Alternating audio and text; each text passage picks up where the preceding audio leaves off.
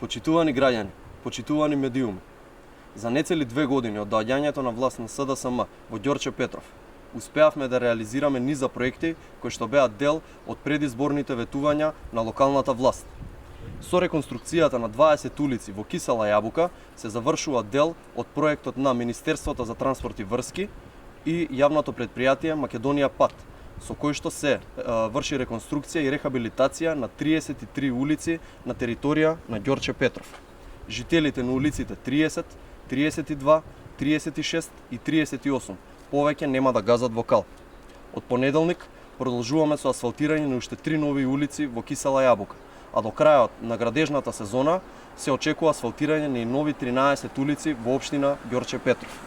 За неполни 2 години успеавме да ја добиеме и најголемата инвестиција во здравството, односно изградбата на новиот клинички центар во Ѓорче Петров.